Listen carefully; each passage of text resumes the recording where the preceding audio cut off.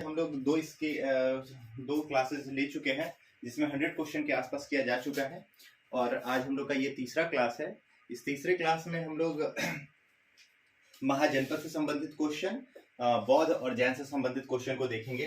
तो ज्यादा से लेट समय नहीं लेते हुए आपका पहला क्वेश्चन देखते हैं हम लोग। तो ये है पहला क्वेश्चन कि अंग महाजनपद की राजधानी थी। तो अंग जनपद, हम लोग देखें कि जनपद के बारे में टोटल जनपद जो था वो 16 जनपद था महाजनपद, और इसकी जो जानकारी मिलती है हम लोग को अंगुत्तर निकाय से मिलती है। और बिहार में ये क्वेश्चन हम लोग कल देखे थे कि बिहार में कितने महाजनपद थे। तो बिहार में जो टोटल महाजनपद थे उसका जो संख्या था वो कितना था, 3 महाजनपद था। कितना जनपद था, 3 महाजनपद था। और 3 जनपद में एक तो आपको अंग दिख रहा है, दूसरा जो था वो फेमस मगध था, और तीसरा कौन था, तीसरा था बज्जी। कौन था, बज्जी संघ, या इसको लिच्छवी कहा जाता है। तो इन तीनों का कैपिटल आप लोगों को याद रखना है। तो इसमें पहला क्वेश्चन पूछा हुआ है अंग का, है ना। तो अंग, आप अगर एग्जाम दिए होंगे बिहार एसआई का, तो उसमें ये क्वेश्चन पूछा हुआ था कि अंग महाजनपद की राजधानी क्या थी। तो अंग महाजनपद की जो राजधानी है वो क्या है, चंपा। अगर मगध की राजधानी आपसे पूछी जाती है तो मगध की राजधानी थी राजगीर, है ना।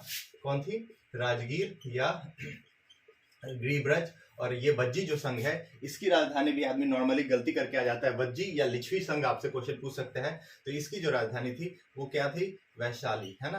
तो आदमी कभी कभी कंफ्यूज हो जाता है, वैशाली गणराज्य था, लेकिन ये आप लोग को पता होना चाहिए कि बज्जी संघ का राजधानी वैशाली था, है ना। ये अपने गणराज्य संघ जो था वो 8 छोटे छोटे राजाओं को मिला के एक संघ बनाया गया था, और उन संघों का जो राजधानी था वो था वैशाली। ठीक है, तो पहला क्वेश्चन हम लोग देखिए, इसका आंसर क्या है, चंपा। अब नेक्स्ट क्वेश्चन की तरफ चलते हैं।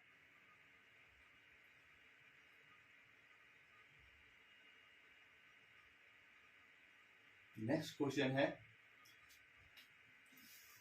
बिहार के पटना तथा गया जिला किस महाजनपद में सम्मिलित है। देखिए, हम लोग कल भी बात किए थे, अगर यहाँ पे अंग, बज्जी और मगध का बात किया जाए तो अंग जो है वो भागलपुर का क्षेत्र था। कहाँ का था, भागलपुर का क्षेत्र था। और बज्जी संघ का बात किया जाए तो मुजफ्फरपुर, वैशाली, सीतामढ़ी का क्षेत्र था। और अगर मगध का बात किया जाए तो ये किसका क्षेत्र था, मगध जो था वो पटना और गया का भाग था। किधर था, पटना और गया का भाग। तो इसका सही आंसर क्या हो जाएगा, बिहार के पटना तथा गया जिले किस महाजनपद के अंतर्गत आते थे, तो मगध जनपद के अंतर्गत आते थे। ओके, फिर नेक्स्ट क्वेश्चन हम लोग देखते हैं, मगध महाजनपद की राजधानी क्या थी। अभी हम लोग बात किए कि मगध महाजनपद की जो राजधानी थी वो क्या थी, राजगीर और गृहब्रज थी। कौन थी, राजगीर या गृहब्रज थी, है ना। ये क्वेश्चन बार बार पूछा जाता है, इसको देखते रहेंगे। ये देखने में कभी कभी आसान होता है, और आसान क्वेश्चन ही आदमी से गलती हो जाती है। ठीक है, तो इसको भी ध्यान में रखेंगे। क्वेश्चन देखिए, मगध तथा अंग महाजनपद को कौन सी नदी पृथक करती थी। जो मगध था यानी कि पटना और गया का क्षेत्र, भागलपुर मुंगेर का जो क्षेत्र था, उसको कौन सी नदी अलग करती थी, तो वो नदी कौन थी, चंपा नदी, है ना। इसके बीच से एक नदी बहती थी, चंपा नदी, जो क्या करती थी, मगध और अंग को आपस में सेपरेट कर देती थी। यहाँ से भी क्वेश्चन बनता है, देखने में आसान है लेकिन यहाँ से गलती हो जाती है। और देखिए, बार बार ऑब्जेक्टिव को देखेंगे तो आप फ्रेंडली हो जाएंगे और याद भी आप लोगों को रहेगा। नेक्स्ट क्वेश्चन हम लोग देखते हैं, तो बिहार में स्थित महाजनपद, बिहार में स्थित महाजनपद 8 राज्यों का एक संघ था, है ना। तो देखिए, बिहार जो है वो सबसे पहला दुनिया का जो गणराज्य संघ देने वाला स्टेट कौन था, बिहार था। और वो संघ कौन सा है, बज्जी संघ। कौन था, बज्जी संघ। बज्जी संघ में कितने आते थे, टोटल 8 राज्य आते थे। 8 राज्य के नाम आप लोग को नहीं याद करना, इसमें मोटा मोटा जो नाम है वो याद रखेंगे। इसमें महत्वपूर्ण जो है वो लिच्छवी है, विदेह है, ठीक है ना, वैशाली है।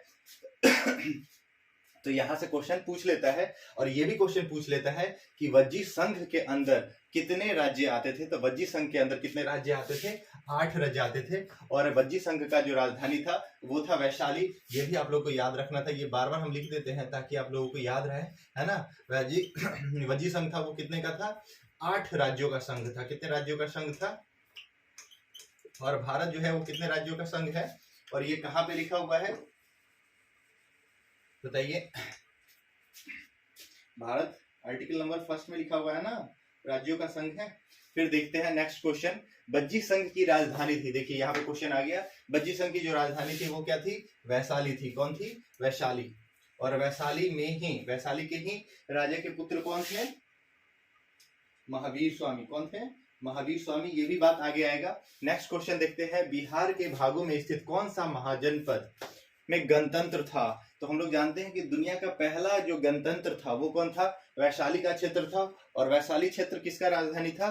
तो वज्जी संघ का था। किसका था? वज्जी संघ का था। तो इसका आंसर क्या हो जाएगा? वज्जी संघ। नेक्स्ट क्वेश्चन हम लोग देखते हैं, ईसा पूर्व 6ठी सदी में विश्व का प्रथम गणतंत्र व्यवस्था कौन सी थी? तो देखिए, तो हम लोग जानते हैं, देखिए यहाँ पे आप लोग को विश्व लगा दे रहा है तो घबराइएगा मत कि भारत का अगर वैशाली है तो विश्व का ये नहीं होगा, है ना। तो हम लोग को पता है कि दुनिया का पहला गणतंत्र व्यवस्था जो था वो वैशाली में था। कहाँ था? वैशाली। हम यहाँ पे एक और चीज याद रखिएगा, कहीं पे अगर वैशाली दे ले तो ये मत समझिएगा अच्छा वैशाली था लेकिन यहाँ पे तो लिच्छवी लिखा हुआ है या कहीं पे वज्जी संघ लिखा हुआ है ना। तो ये तीनों नाम में आपको कंफ्यूजन नहीं होना है। वैशाली जो था सबका राजधानी हुआ करता था लिच्छवी, है ना। लिच्छवी राज्यों का जो संघ था उसमें एक राज्य था लिच्छवी, दूसरा था वज्जी। ये याद रखिएगा, तो यहाँ पे कंफ्यूजन नहीं होना चाहिए। कुछ भी अगर देता है तो आप इसमें से कर लेंगे। नेक्स्ट क्वेश्चन जो देखते हैं हम लोग, तो मगध की प्रथम राजधानी कौन सी थी? ये बहुत इंपॉर्टेंट क्वेश्चन है और कितनी बार पूछा गया है। तो मगध की पहली जो राजधानी थी वो कौन सी थी? राजगीर, है ना, या राजगृह या गिरिब्रज, है ना। ये याद रखिएगा आप लोग। राजगीर जो है इसी का पुराना नाम था गिरिब्रज। ये देख लीजिए, ये इंपॉर्टेंट हो जाता है ना। ये पावापुरी और मल्ल गणराज, है ना। मल्ल गणराज वर्तमान में उत्तर प्रदेश की तरफ चला जाता है। तो क्वेश्चन पूछता है कि महाजनपद युग में पावापुरी किसकी राजधानी थी? तो पावापुरी जो थी वो मल्ल गणराज्य की राजधानी थी। और इसी राज्य में जो गौतम बुद्ध थे उनको क्या दिया गया था? दूषित भोजन दिया गया था, जिसकी वजह से उनकी क्या हो गई? मौत हो गई। ठीक है, तो याद रखिएगा महाजनपद में मल्ल राज्य की राजधानी कौन सी थी? पावापुरी थी। पावापुरी किसकी राजधानी है? मल्ल राज्य से। और पावापुरी का जो संबंध है वो किससे है? तो पावापुरी का जो संबंध है वो जैन से है और इसके अलावा बौद्ध से भी है। ये याद रखिएगा, जैन और बौद्ध दोनों से है ना।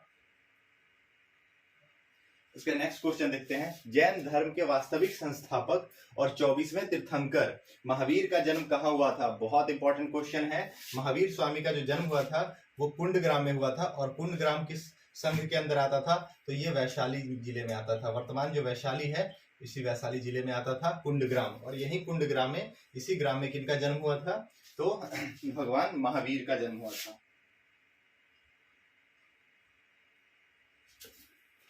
नेक्स्ट क्वेश्चन देखिएगा, महावीर का जन्म स्थली कुंडग्राम बिहार के किस जिले में है? तो हम लोग अभी बात किए बिहार के किस जिले में है? वैशाली जिले में है। नेक्स्ट क्वेश्चन आप लोग देखेंगे, महावीर स्वामी के पिता सिद्धार्थ का संबंध, है ना। सिद्धार्थ बचपन का किसका नाम था? तो गौतम बुद्ध का नाम था। तो ये मत कंफ्यूज कर लीजिएगा कि महावीर के पिता गौतम बुद्ध थे, है ना। महावीर स्वामी के जो पिता थे सिद्धार्थ, ये इनका संबंध किससे था? तो वज्जी संघ से था। किससे था? वज्जी संघ से था। और वज्जी संघ में ये कहाँ के राजा थे? तो वैशाली राज्य के राजा थे, है ना, वैशाली के। ये क्वेश्चन पूछता है, इस चीज को भी याद आप लोग रखेंगे, है ना। और ये भी याद रखेंगे महावीर के पिता का क्या नाम था? तो महावीर के पिता का नाम सिद्धार्थ था। नेक्स्ट क्वेश्चन भी चलते हैं, तो महावीर स्वामी की माता का नाम था त्रिशला। क्या नाम था? त्रिशला। और इनका संबंध किस राज्य से था? तो इनका संबंध लिच्छवी से था। किस संबंध से था? लिच्छवी, है ना। ये राजकुमार चेटक की क्या थी? बहन थी, है ना। लिच्छवी। और लिच्छवी जो है वो कहाँ पे पड़ता है? तो हम लोग बात किए, लिच्छवी वर्तमान में सीतामढ़ी का क्षेत्र पड़ता है। कौन सा क्षेत्र पड़ता है? सीतामढ़ी का क्षेत्र पड़ता है। नेक्स्ट क्वेश्चन, महावीर स्वामी ने अपना अंतिम उपदेश कहाँ दिया था? तो हम लोग बात किए कि महावीर जो स्वामी थे उनका महावीर स्वामी के बारे में हम लोग बात किए, तो महावीर स्वामी ने अपना अंतिम उपदेश कहाँ दिया था? पावापुरी में दिया था। और इसी वजह से हम आप लोगों को बोले कि पावापुरी में किनका किनका संबंध है, तो ये जैन से भी रिलेटेड है और बुद्ध से भी रिलेटेड है। ये कभी कभी क्वेश्चन बीपीएससी के द्वारा पूछ लिया जाता है, इस तरह का क्वेश्चन है ना। आगे अगर पूछा हुआ होगा तो इसमें आप लोग को देखने को मिल जाएगा। महावीर स्वामी का अंतिम उपदेश कहाँ पे दिया गया था? पावापुरी में, और यहीं पे वो निर्माण प्राप्त करते हैं, यानी पे इनका जो देहांत हो जाता है वो कहाँ हो जाता है? पावापुरी में ही हो जाता है। देखिए यहाँ पे नेक्स्ट क्वेश्चन यही है, निर्वाण प्राप्त होना। महावीर की मृत्यु यानी निर्वाण प्राप्त उनको कहाँ पे होती है? तो पावापुरी में हो जाता है। कहाँ पे हो जाता है? पावापुरी में। ये भी क्वेश्चन आप लोग याद रखेंगे, बहुत महत्वपूर्ण है। पावापुरी किसका कैपिटल था? तो मल्ल राज्य का कैपिटल था। किसका था? मल्ल राज्य का कैपिटल था। यहाँ पे आ जाइए बहुत इंपॉर्टेंट क्वेश्चन आ गया कि सॉरी, प्रथम जैन संगीति का आयोजन हुआ था। तो प्रथम जैन संगीति के बारे में थोड़ा देख लेंगे, यहाँ से क्वेश्चन बन जाता है, कुछ इंपॉर्टेंट क्वेश्चन है। तो प्रथम जो जैन संगीति था वो कब हुआ था? तो प्रथम जैन संगीति हुआ था 300 ईसा पूर्व। कब हुआ था? 300 बीसी में। ठीक है, ये इसका पहला पॉइंट है, आप लोग इसको याद रखें, कभी कभी ये क्वेश्चन भी पूछ लेता है। उसके बाद ये क्वेश्चन पूछता है कि इस समय जब ये हुआ था उस समय यहाँ के राजा कौन थे? तो ये चंद्रगुप्त मौर्य के समय में हुआ था, है ना। चंद्रगुप्त मौर्य के समय में हुआ था, ये याद रखिएगा। मौर्य डायनेस्टी के जो फाउंडर थे उनके समय में हुआ था। और ये हुआ कहाँ पे था? तो जो पहला जैन संगीति है वो कहाँ पे हुआ था? पाटलिपुत्र में। ये क्वेश्चन पूछा ही गया है, तो ये याद रखिएगा। और उसके अलावा कभी कभी ये क्वेश्चन पूछ लेता है कि इसके अध्यक्षता किसके द्वारा की गई थी? तो इसकी अध्यक्षता स्थल भद्र के द्वारा किया गया था, है ना। स्थूल भद्र के द्वारा। किसके द्वारा किया गया था? स्थूल भद्र के द्वारा किया गया था। और इसी में जैन के जो प्रधान 12 अंग है ना, 12 इनके जो मेन इंपॉर्टेंट अंग है उसके बारे में क्या कहा गया था? उनका संपादन किया गया था। टोटल 12 अंगों का संपादन अगर आपसे पूछ लेता है तो पहले बौद्ध संगीति में किया गया था। कब किया गया था? पहले बौद्ध संगीति में किया गया था, सॉरी जैन संगीति में किया गया था।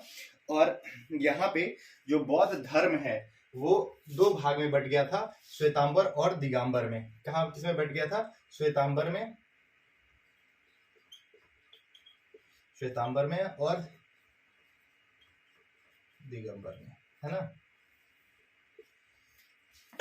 यहाँ पे ऑब्जेक्टिव है तो इससे ज्यादा ब्रीफ हम नहीं करेंगे क्योंकि इससे फिर लंबा घिंच जाएगा क्वेश्चन। तो हम लोग देखें कि पहला जो जैन संगीति जो था वो कहाँ पे हुआ था? पाटलिपुत्रा में हुआ था। 300 बीसी में हुआ था, है ना। बीसी में चंद्रगुप्त मौर्य के समय में हुआ था। इसकी अध्यक्षता स्थूल भद्र किए थे। इसमें 12 अंगों के बारे में बताया गया था।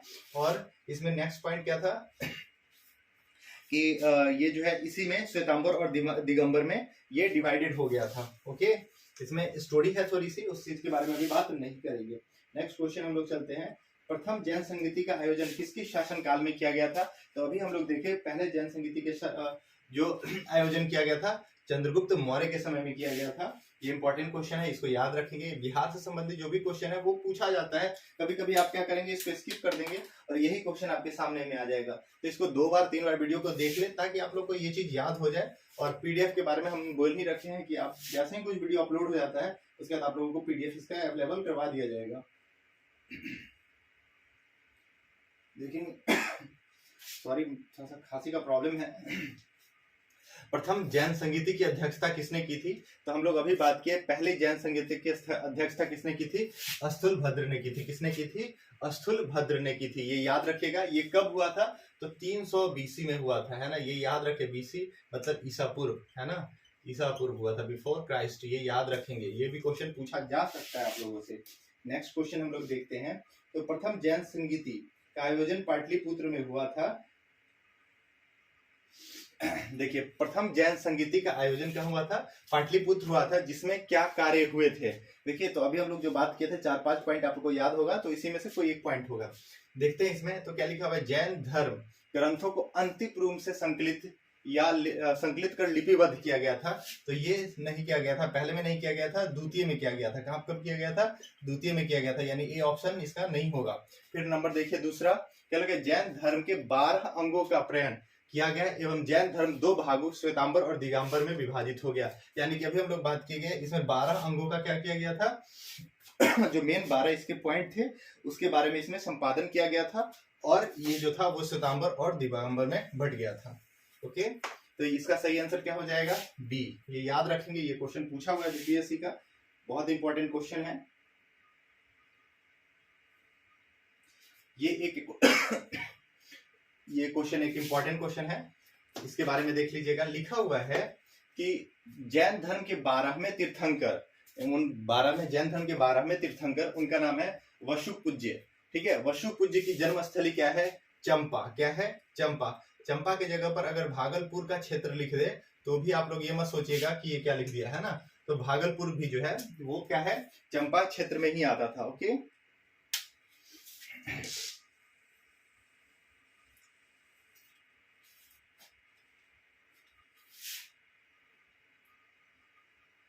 नेक्स्ट चलते हैं।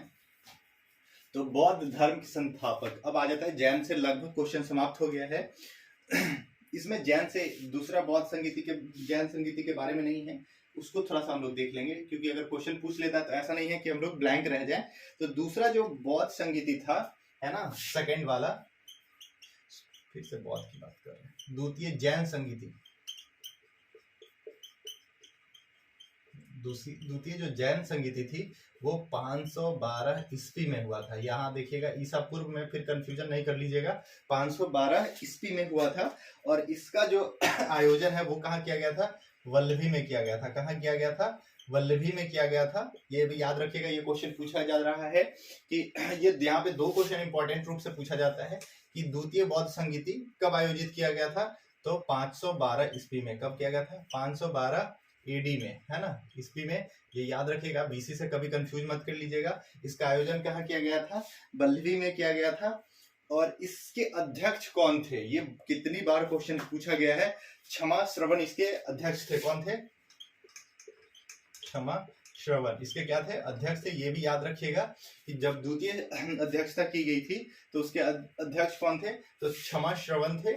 और इसका आयोजन वल्लभी में किया गया था 512 ईस्वी में। और इससे पहले हम लोग बात किए गए थे कि अंतिम रूप से जो जैन का स्क्रिप्ट था उसको इसमें क्या किया गया था, यानी कि जैन ग्रंथ का जो आखिरी रूप से, अंतिम रूप से यहीं पे लिपिबद्ध किया गया था। ये हो गया जैन से। अब इससे ज्यादा जैन से क्वेश्चन नहीं पूछा जाता है।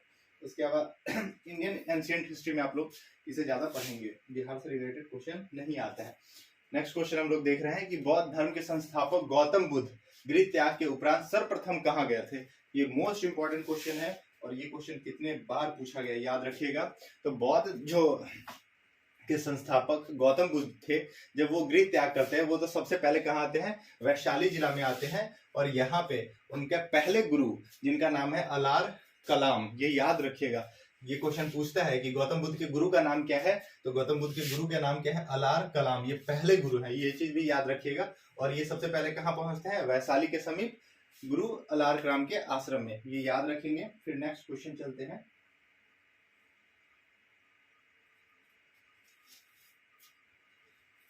गौतम बुद्ध को कहाँ कैंडिन्य और 5 ब्राह्मण मिले थे? ये भी बहुत इंपॉर्टेंट क्वेश्चन है कि गौतम बुद्ध को कहाँ पे कैंडिन्य और 5 ब्राह्मण मिले थे? तो इनको 5 ब्राह्मण उरुवेला यानी कि बोध गया में मिला था। कहाँ पे मिला था? उरुवेला, है ना। इस नाम से कंफ्यूज मत हो जाइएगा। ये अंगुत्तर निकाय में, ये बौद्ध धर्म जो ग्रंथ है उसमें लिखा हुआ है उरुवेला। वर्तमान का जो ये जगह है उसको हम लोग क्या कहते हैं? बोध गया के नाम से जाना जाता है। तो बौद्ध जो गौतम बुद्ध के, उनको 5 ब्राह्मण कहाँ मिले थे? तो बोध गया में मिले थे। कहाँ पे मिले थे? बोध गया में। ये क्वेश्चन भी आप लोग याद रखेंगे, यहाँ से भी क्वेश्चन पूछ लेता है।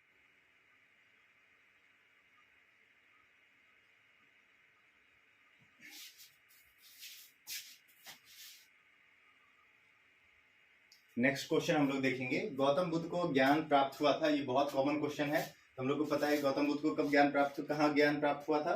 तो बोध गया में प्राप्त हुआ था गौतम बुद्ध को ज्ञान। नेक्स्ट क्वेश्चन देखते हैं।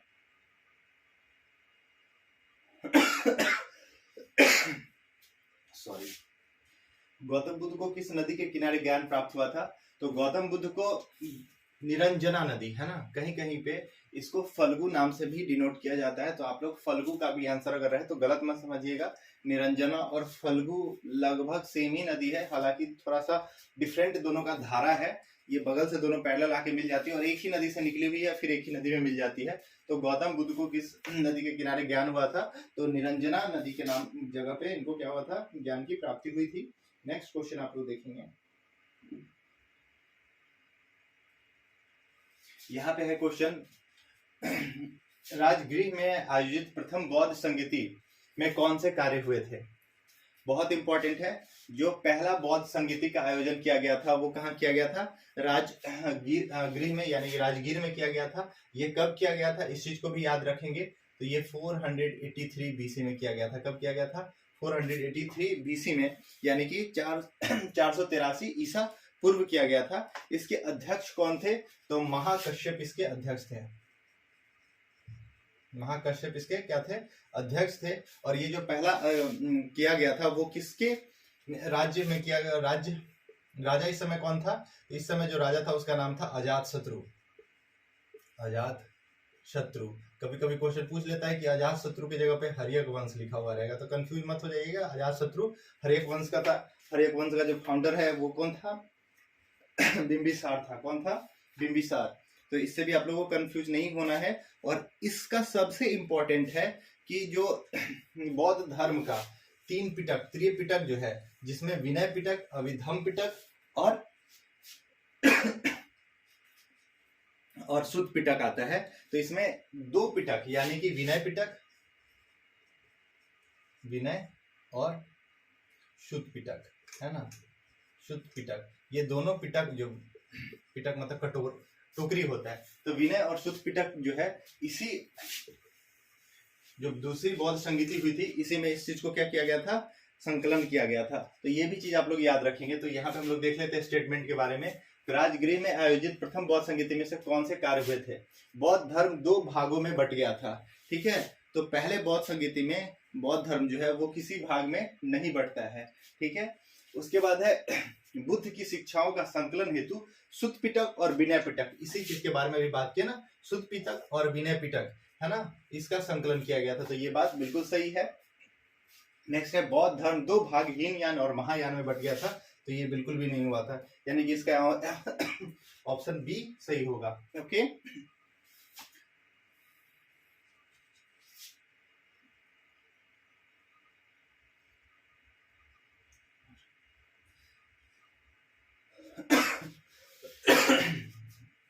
खांसी हो रहा है।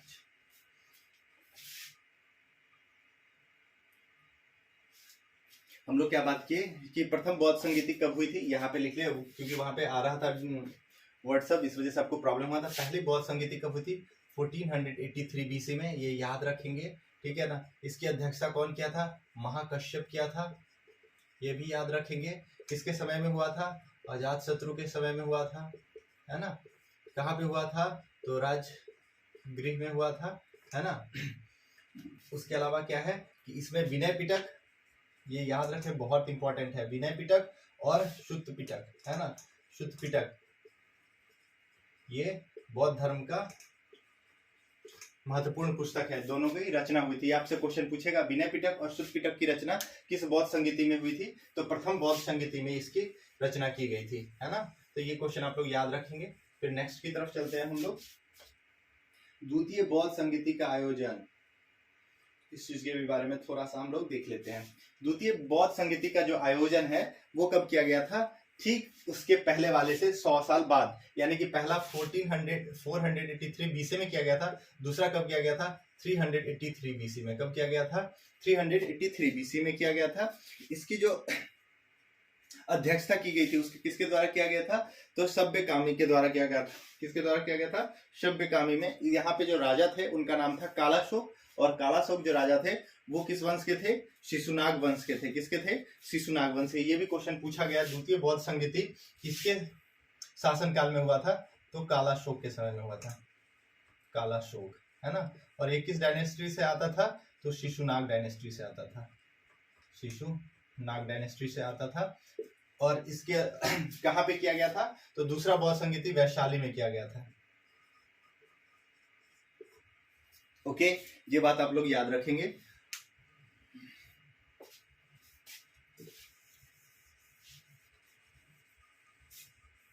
अब देखिए क्या लिखा हुआ है। द्वितीय बौद्ध संगीति का आयोजन वैशाली में हुआ था। निम्नलिखित में से कौन से कार्य किए थे? बौद्ध धर्म जो है वो 2 भागों में बट गया था। ठीक है, एग्जैक्टली यहाँ पे बौद्ध धर्म जो है वो 2 भागों में बट गया था, स्थविर और महासंगीत के रूप में बट गया था। ठीक है, यहाँ पे जो होता है, क्योंकि द्वितीय बौद्ध संघ जो है, देखिए यहाँ से एक बहुत इंपॉर्टेंट क्वेश्चन आता है, इसको आप लोग ध्यान से पढ़ लेंगे, क्योंकि नॉर्मल कुछ बात जो है वो बुक में लिखा होता है लेकिन बच्चा उसको सही ढंग से समझ नहीं पाता है। तो बौद्ध धर्म है, यानी दूसरे संगीति से पहले अगर बात किया जाए तो बौद्ध एज ए धर्म नहीं था। तो आपसे ये भी क्वेश्चन हो सकता है, पूछा जा सकता है कि बौद्ध धर्म बौद्ध धर्म के रूप में कब बना। तो बौद्ध जो है वो बौद्ध धर्म के रूप में कब हुआ, स्थापित हुआ, तो यही वैशाली वाला संगीति, यानी कि द्वितीय है ना, द्वितीय संगीति में, दूसरा वाला जो संगीति हुआ था इसी में जो बौद्ध है वो स्थापित और महासंगीत में बढ़ जाता है। इसी चीज को लेकर के कि बौद्ध धर्म जो है उसमें रूल और रेगुलेशन को लेकर के यहाँ पे डिवीजन हो जाता है। इसी में स्थापित और महासंगीत के रूप में जो यहाँ संघ के इंचार्ज जो लिख थे उन्हीं के बीच में डिवीजन हो जाता है और बौद्ध जो है वो बौद्ध धर्म के रूप में स्थापित हो जाता है। ये भी इसका इंपॉर्टेंट क्वेश्चन है। तो इसका जो बी वाला आंसर है, ये बौद्ध धर्म दो भागों में बढ़ गया, ये सही है। उसके बाद बुद्ध की शिक्षाओं का संकलन, सुत्त पिटक और विनय पिटक, अभी हम लोग बात किए कि ये पहले संगीति में हुआ था। कुछ कठोर नियम बनाए गए और अभिधम पिटक का संकलन किया गया। अभिधम पिटक का जो संकलन है वो तीसरे में सम्राट अशोक के समय में किया गया था। तो इसका जो आंसर होगा पहला नंबर सही होगा। ठीक है,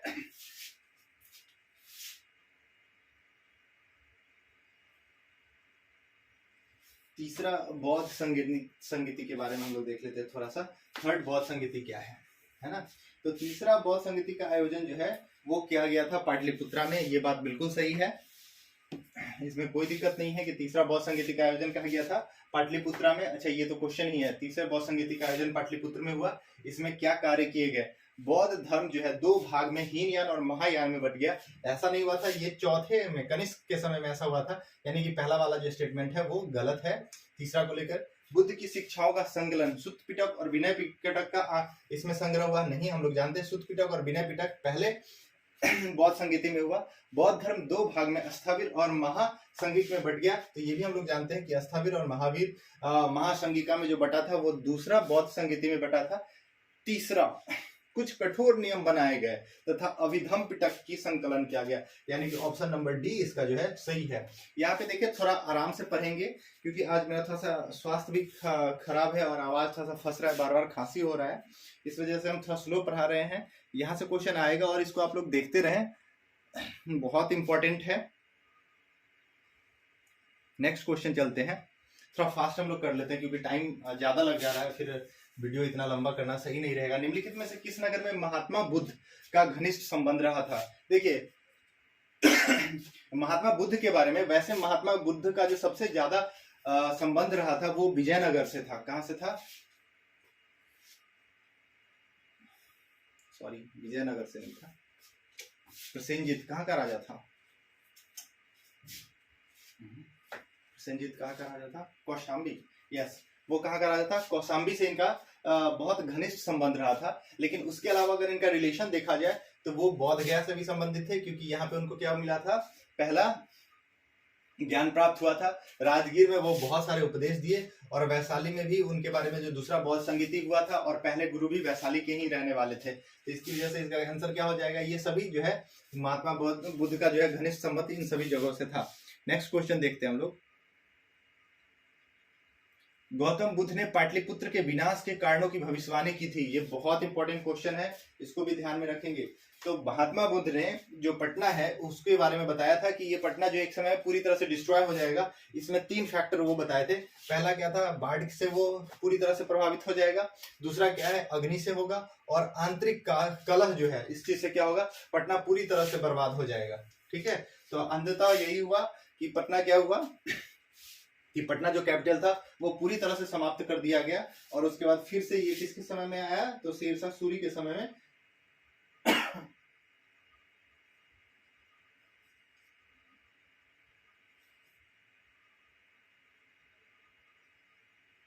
नेक्स्ट क्वेश्चन है कि बौद्ध गया में महाबोधि मंदिर बनवाया गया है, उस जगह पे बनवाया गया है जहां पे गौतम बुद्ध को क्या प्राप्त होता है? ज्ञान प्राप्त होता है, वहां पे महाबोधि मंदिर बनवाया गया है।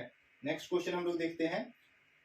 प्रसिद्ध बौद्ध सारिपुत्र का जन्म हुआ था। ये क्या है, तो बौद्ध सारिपुत्र।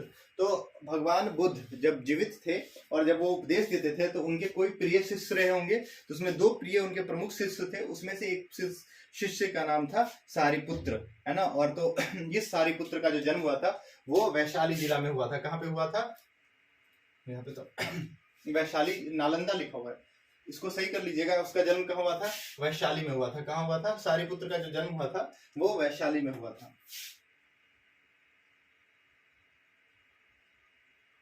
उसके नेक्स्ट देखेंगे, प्राचीन भारत में साम्राज्यवाद की शुरुआत या विकास का श्रेय दिया जाता है। देखिए, पहला जो डायनेस्टी था मगध के द्वारा ही साम्राज्य का विस्तार किया जाना सबसे ज्यादा शुरू किया गया, ठीक है। और विस्तारवादी जो शुरुआत है वो हर्यक वंश के बिंबिसार के द्वारा शुरू किया गया। मगध का जो विस्तार है वो मगध के डायनेस्टी, उसका नाम क्या है, हर्यक वंश के राजा बिंबिसार के द्वारा शुरू किया गया। तो इसका सही आंसर क्या होगा, साम्राज्यवाद का जो शुरू है भारत में वो किसके द्वारा शुरू किया गया था, तो मगध के द्वारा शुरू किया गया था। नेक्स्ट क्वेश्चन देखेंगे, मगध राज्य की आरंभिक राजधानी थी।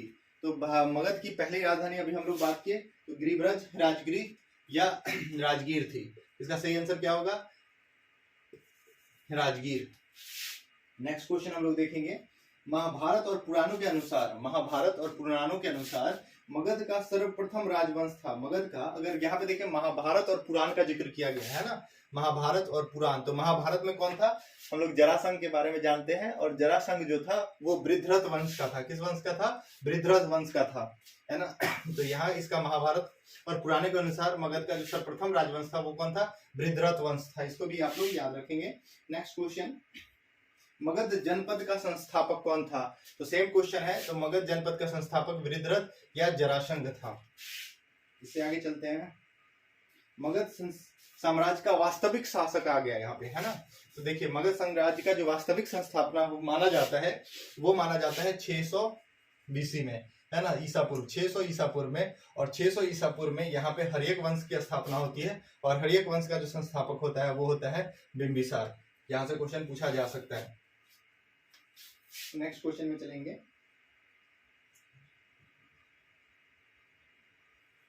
नेक्स्ट क्वेश्चन पूछता है, बिंबिसार और अजातशत्रु किस वंश के थे। तो बिंबिसार और अजातशत्रु हर्यक वंश के थे। यहाँ से इसके क्रम के बारे में पूछ लेता है। तो मगध पे जो राज्य करने वाला जो वंश का क्रम है वो क्या है, पहला जो है हर्यक वंश, है ना, हर्यक वंश है। उसके बाद दूसरा जो वंश है उसका नाम है शिशुनाग वंश। फिर आ जाता है तीसरा वंश, उसका नाम है नंद वंश। नंद वंश के बाद कौन सा आ जाता है, तो मौर्य वंश। मौर्य वंश की बात याद रखेंगे, है ना। ओके, तो बिंबिसार और अजातशत्रु किस वंश के थे, हर्यक वंश के थे। नेक्स्ट क्वेश्चन है, मगध साम्राज्य का उत्कर्ष आरंभ हुआ था। हम लोग इसके बारे में बात की। तो मगध साम्राज्य का जो उत्कर्ष हुआ था वो शुरू किसके समय में हुआ था, बिंबिसार के समय में हुआ था। किसके शासनकाल में हुआ था, बिंबिसार के समय में हुआ था। नेक्स्ट क्वेश्चन देखिए, बिंबिसार किस राजकुमारी के साथ विवाह किए थे। तो बिंबिसार जो था वो पहला राजा था जिसने विवाह के द्वारा अपने राज्य विस्तार की जो प्रथा थी उसको शुरू किया था। तो वो कौशल देवी, चिल्ला और खेमा, है ना, सबसे शादी करके वो अपने साम्राज्य का क्या करते हैं, विस्तार करते हैं। कौशल देवी, चिल्ला और खेमा, यानी इसका सही आंसर क्या होगा, इनमें से सभी। तो बिंबिसार किन किन रानी से शादी करते हैं, कौशल देवी, चिल्ला और खेमा। इसको भी आप लोग याद करके रखेंगे। नेक्स्ट क्वेश्चन देखते हैं, बिंबिसार ने ब्रह्मदत्त को पराजित कर कौन सा राज्य जीत लिया था। बहुत इंपॉर्टेंट क्वेश्चन है। बिंबिसार ने ब्रह्मदत्त को पराजित किया था, और ब्रह्मदत्त जो राजा था वो किस राज्य का था, तो अंग राज्य का था। किसका था, अंग राज्य। और हम लोग बात कर रहे थे अंग की कैपिटल क्या था, चंपा। ये याद रखेंगे, यहाँ से क्वेश्चन ये सब बनता है। नेक्स्ट क्वेश्चन की तरफ जाते हैं, हर्यक वंश का दूसरा शासक कौन था। तो हम लोग बात किए हर्यक वंश का जो पहला शासक था, जो इसका फाउंडर था, वो क्या था, बिंबिसार। और उसका पुत्र जो था उसका नाम क्या था, अजातशत्रु। ये बहुत फेमस था, है ना, अजातशत्रु। नेक्स्ट क्वेश्चन देखेंगे, ये भी बहुत इंपॉर्टेंट क्वेश्चन है कि जो राजगीर था, यानी कि मगध डायनेस्टी का, यानी मगध का जो कैपिटल था वो कौन था, राजगीर था। और राजगीर के चारों तरफ जो किलाबंदी जो किया गया था, दुर्ग और स्तूप का जो निर्माण का जो काम शुरू किया गया था, वो किसके समय में शुरू किया गया था? अजात शत्रु के समय में। किसके समय में? अजात शत्रु के समय में। ये भी आंसर आप लोग याद रखेंगे, ये बहुत इंपॉर्टेंट क्वेश्चन है कि राजगीर में दुर्ग और स्तूप का निर्माण, दुर्ग और स्तूप की स्थापना मगध के शासक कौन से शासक ने किया? तो अजात शत्रु ने किया। नेक्स्ट क्वेश्चन देखेंगे, बज्जी संघ के लिच्छवियों को पराजित करने का, ये भी इंपॉर्टेंट क्वेश्चन है, ये बीपीएससी में क्वेश्चन पूछा गया है। बज्जी संघ के लिच्छवियों को, हम लोग बात किए ना, बज्जी संघ में लिच्छवी संघ राज्य था, उसको पराजित करने का कौन काम किया था? तो अजात शत्रु ने किया था। अजात शत्रु काफी राज्यों को हराता है, पूरे बज्जी संघ को डिस्ट्रॉय कर देता है, और बज्जी संघ में सबसे ज्यादा इसको जो चैलेंजेस दे रहा था वो लिच्छवी का नरेश दे रहा था। कौन दे रहा था? लिच्छवी का नरेश। तो ये भी आप लोग याद रखें, बज्जी संघ के लिच्छवियों को पराजित करने वाला मगध का कौन शासक था? तो अजात शत्रु था। नेक्स्ट क्वेश्चन देखते हैं, अजात शत्रु के साथ प्रेम संबंध के लिए चर्चित नर्तकी आम्रपाली, है ना, ये आम्रपाली कहाँ की थी? अजात शत्रु के समय जो चर्चित नर्तकी थी वो कौन थी? आम्रपाली। और इसका संबंध किससे है? तो ये वैशाली से है। कहां से है? वैशाली से है। और आम्रपाली है वो पहली महिला थी जो बौद्ध धर्म को एक्सेप्ट की थी। नेक्स्ट क्वेश्चन, अजात शत्रु ने किस राज्य के साथ युद्ध में प्रथम बार रथमूसल तथा महाशिलाकंटक नामक हथियारों का प्रयोग किया था? है ना, जो आप मूवी देखते हैं बाहुबली, उसमें देखते हैं कि बल्लाल देव के पास क्या रहता है? एक रथ रहता है जिसमें से त्रिशूल वगैरह फेंका जाता है। वैसा ही ये कुछ रथ था जिसमें क्या होता था? बहुत बड़ा हैमर लगा होता है, उसमें आप देखते हैं चक्र की तरह कुछ तेजी से घूमते रहता है। उसमें क्या लगा हुआ था? बहुत बड़ा मूसल लगा हुआ था जो घूम घूम के मारता था। और दूसरा क्या था? महाशिलाकंटक, जो बड़ा बड़ा पत्थर फेंका करता था। इसका यूज किसके? हाँ, अजात शत्रु ने किया था। किसके अगेंस्ट? तो लिच्छवी के अगेंस्ट किया था। ये बात आप लोग याद रखेंगे, बहुत इंपॉर्टेंट क्वेश्चन है। नेक्स्ट क्वेश्चन चलते हैं।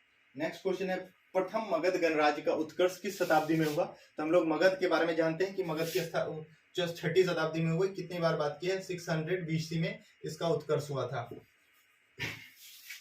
नेक्स्ट क्वेश्चन, पाटलिपुत्र नगर की स्थापना किस शासक ने की? तो पाटलिपुत्र की स्थापना किसने की थी? उदयन ने किया था। और उदयन भी हर्यक वंश का था, है ना। उदयन ने पाटलिपुत्र नगर की स्थापना की और ये भी हर्यक वंश से संबंधित था। ये याद रखेंगे, तो बीपीएससी बार बार क्वेश्चन पूछता है उदयन के बारे में।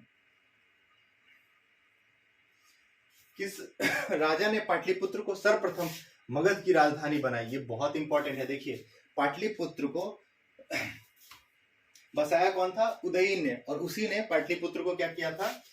मगध का राजधानी बनाया था, उदयन ने। और उदयन किस डायनेस्टी था? ये याद आप लोग को रखना है। तो ये हर्यक वंश से था। किससे था? हर्यक वंश से। नेक्स्ट क्वेश्चन देखते हैं,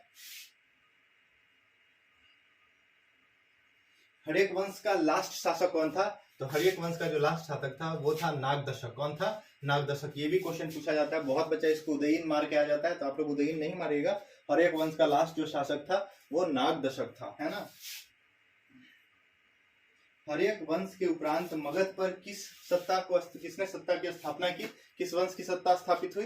तो शिशुनाग वंश की स्थापना हुई। इसका फाउंडर भी कौन था? शिशुनाग था। कौन था? शिशुनाग। शिशुनाग वंश के बाद आता है नंद वंश। नंद वंश का फाउंडर कौन रहता है? तो महापदानंद रहता है। उसके बाद आता है मौर्य वंश। मौर्य वंश का फाउंडर कौन रहता है? चंद्रगुप्त मौर्य। ठीक है, तो याद रखिएगा, हर्यक वंश के उपरांत मगध पर कौन सा वंश आया था? कभी क्रम पूछ लेता है, ये चीज याद रखिएगा। तो हर्यक वंश के बाद आया था शिशुनाग वंश। नेक्स्ट क्वेश्चन देखेंगे, सर्वप्रथम मगध के किस शासक ने राजगृह के अतिरिक्त वैशाली को भी अपनी राजधानी?